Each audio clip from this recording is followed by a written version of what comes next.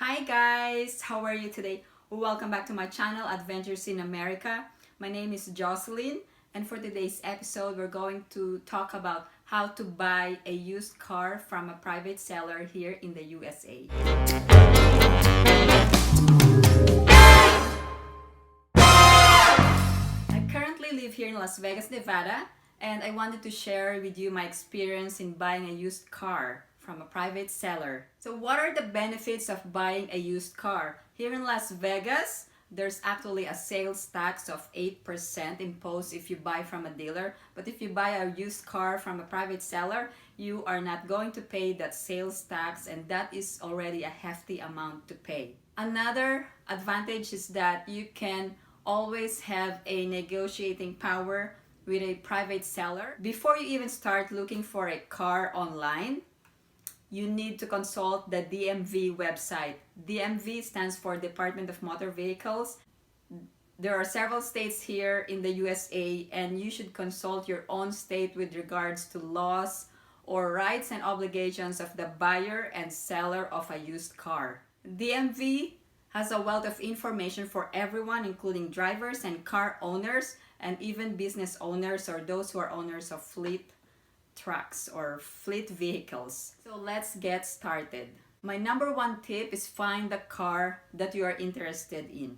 You find the model, the make, the mileage, the condition, and even find the VIN. The VIN number is the vehicle identification number, which is unique to every car.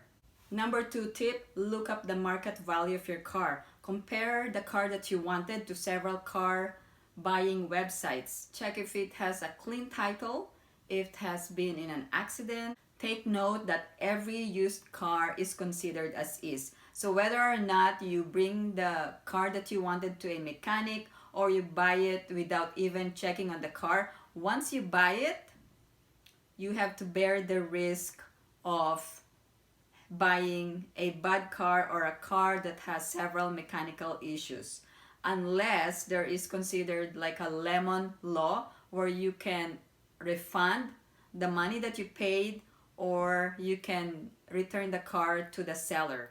I'll give you several websites in my description below, all the resources and information that I use when buying my car from an online private seller. Number three, you need to make an appointment. So set up an appointment with the seller. It is advisable that you set up the appointment at the private seller's residence. Here in Las Vegas, Nevada, I checked the DMV website, and it says that the seller cannot sell in an empty parking lot, but preferably the car should be sold in the private residence. When you set up an appointment, make sure there's somebody with you who knows about the car. My experience, when I wanted to buy a car, I have to bring my husband, so both of us need to go to the private residence of the seller so we can test out the car.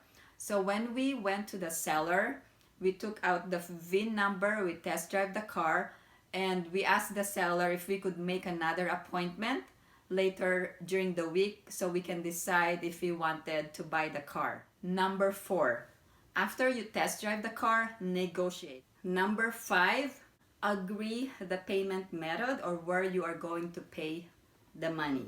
So me and my husband, we went out in front of the DMV, and the seller brought his car and we paid in cash. Literally, we paid in cash, like we have withdrawn several hundred bills from the bank to pay in cash. But you have to know the law. It is illegal to take over liens on a car from a private seller. So make sure that the car that you are buying have been paid off or there is no lien on the car. Otherwise, the sale would be void. Number six, always be prepared to fill out the form correctly. So when I was a buyer of a car, I printed a bill of sale from the Nevada DMV. I wanted to make sure, and I wanted to protect my rights, so I printed it myself. Whether or not the buyer has a bill of sale, I wanted to make sure that we have the proper documentation to present to the Nevada DMV. One very important thing to remember before driving your car home or before paying the car. Make sure that you obtained your insurance, the required insurance, the minimum liability insurance before even driving the car home or after even buying the car. The reason is that although the seller lets you test drive the car and it's in his insurance, once you take over ownership of the car, you need to immediately call or contact your agent if you have one and get a quote and have the required insurance sent to you before even driving the car on public roads. I have with me an actual copy of the bill of sale, and I just covered the personal information.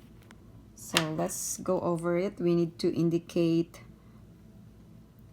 the amount, the numbers in dollars, the name of the buyer, the address, the driver's license should be over here, the buyer's signature, the date, phone number, and then email address, and then the VIN number, the year and the make, and the seller's full name, the seller's driver's license, physical address or mailing address, and the signature, and then the date. So this is the actual bill of sale that we used before.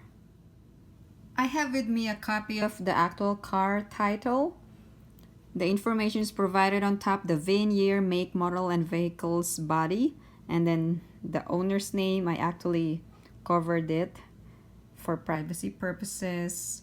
And then the name of the buyers, if there are two, should be indicated here. And then the driver's license, the odometer reading, and then the signature of the seller,